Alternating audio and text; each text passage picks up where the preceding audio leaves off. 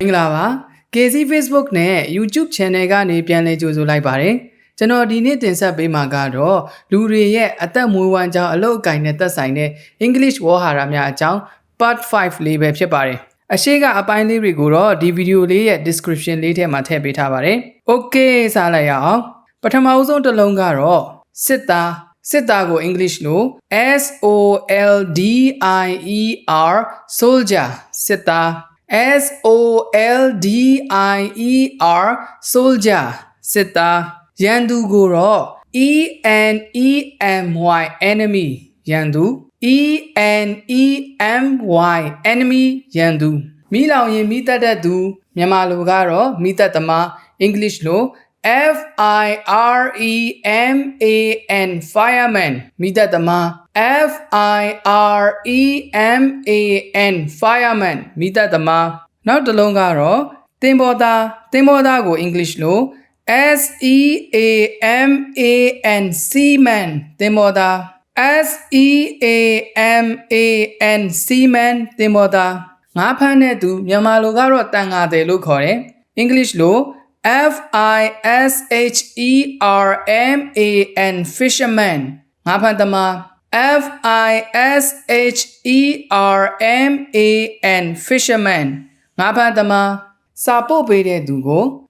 POSTMAN postman စာပို့သမား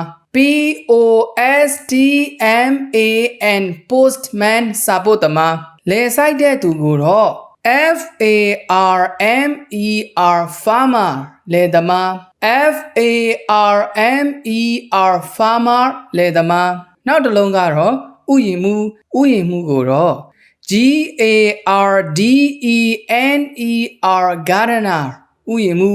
GARDENER gardener ဥယျာဉ်မှု Okay ကျွန်တော်နဲ့အတူအတန်ထွက်လေးတွေတစ်ခေါက်လိုက်ပြောကြည့်အောင် soldierစစ်သား enemy ရန်သူမိသက်သမားကိုတော့ fireman မိသက်သမားသင်္ဘောသားကို seaman သင်္ဘောသားငါးဖမ်းသမားကိုတော့ fisherman ငါးဖမ်းသမားစာပို့သမားကို postman စာပို့သမားလယ်သမားကိုတော့ farmer လယ်သမားဥယျာဉ်မှုကို gardener ဥယျာဉ်မှုဟုတ်ကဲ့ပါကျွန်တော်တို့ရဲ့ဒီသင်ခန်းစာဗီဒီယိုလေးကိုသဘောကျနှစ်သက်တယ်ဆိုလို့ရှိရင်တော့ like and share လေးလုပ်ခဲ့ပေးကြပါဦးဒီဗီဒီယိုလေးနဲ့ပတ်သက်ပြီးတော့မိတ်ဆွေတို့ရဲ့အမြင်ကိုလည်း comment မှာရေးခဲ့ပေးကြပါဦးเนาะ Okay K Zee Facebook နဲ့ YouTube Channel ကနေဒီလိုသင်ခန်းစာဗီဒီယိုလေးတွေကိုအမြဲတမ်းပုံမှန်တင်ဆက်ပေးနေမှာဖြစ်တဲ့အတွက် K Zee Facebook နဲ့ YouTube Channel ကို like follow subscribe လေးလုပ်ခဲ့ပေးကြပါဦးအားလုံးကိုကျေးဇူးတင်ပါတယ်